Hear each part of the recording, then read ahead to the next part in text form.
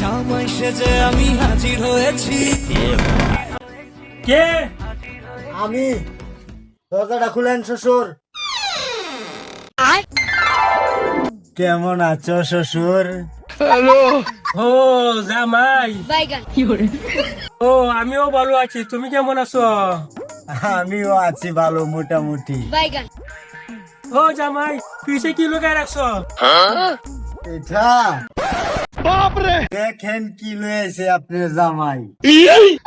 দাও জামাই মিষ্টি গুলা। আরে জামাই ভিতরে আয় বাবায়া।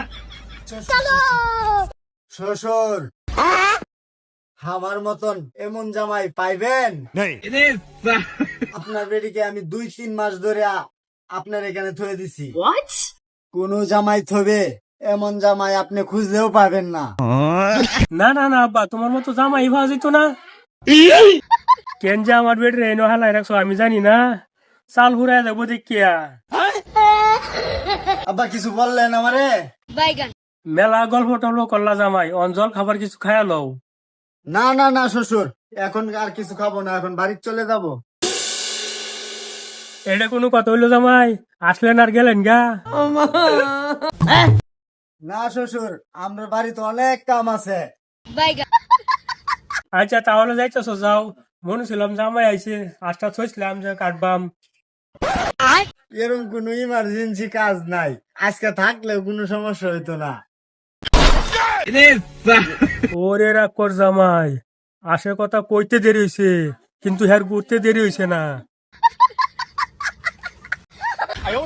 শ্বশুর হাঁসটা তাড়াতাড়ি কাটেন, আমরা খাইতে হবে। যেহেতু আমার কিপটা জামাই মিষ্টি মিষ্টি লই আইছে,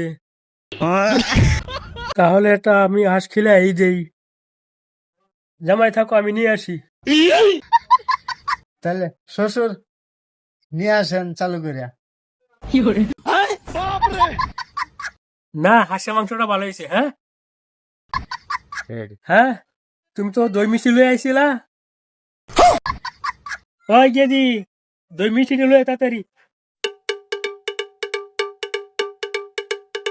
জামাই আমার খরচ হইরা কেন যে মিষ্টি কিনতে গেল।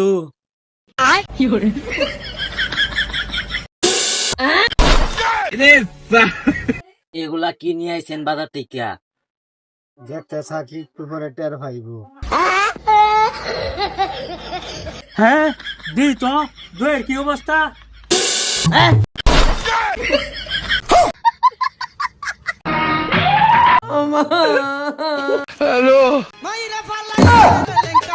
তাহলে থাকেন শ্বশুর।